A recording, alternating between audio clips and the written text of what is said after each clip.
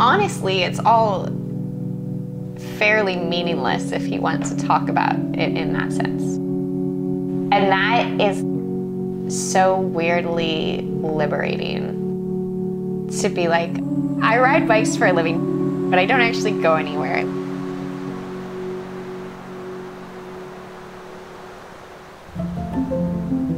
I am Amity Rockwell. I am a professional gravel cyclist, and I live in San Francisco.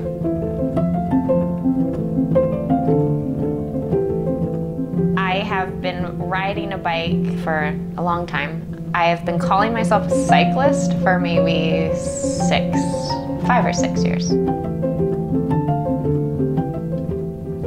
I was a barista and I had like an hourly job that was 30-some hours a week, and I was kind of scraping by, and I've always been like weirdly comfortable with that sort of existence of just living month to month. And I think in a weird way, like that approach was super necessary to like end up in a position to win a big event, but also to then make that my whole life as soon as that opportunity showed itself. I won Kansas, and there were just enough people willing to take a chance and bet on me, and I think it was clear how badly I wanted it. It's easy to look back on it now and, you know, see the journey as being very linear, and I think because it did happen a lot faster, you know, than I or anybody really anticipated. It took me a really long time to even admit to myself that I wanted to take it seriously enough to ever be in this position. There was definitely always trepidation and hesitation, and a million people being like, well, you know, there's no like actual female pros. Like, you know, they all have a side job. It's hard with that being the reality that you face.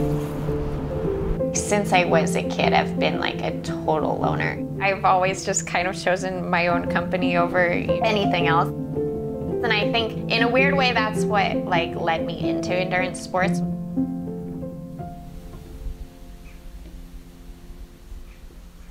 At these gravel events, and the big ones especially, just real like community. That's something that cycling has truly gifted me with, is this complete newfound appreciation for like other people. I feel immense pressure to win Unbound, which is super weird because I never once in my career, like leading up to winning that race, looked at that race as a race I could win. It's just so different from so much of the training that I do. My saving grace is that it's 200 miles, and I truly love that distance.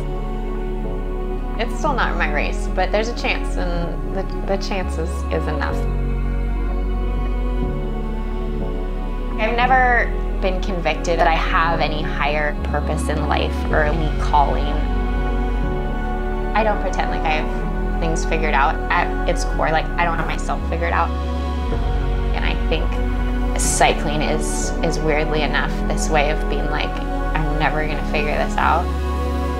I'm going to do this meaningless thing for as long as I can, and being able to do it has removed all this pressure of who am I, like where am I going.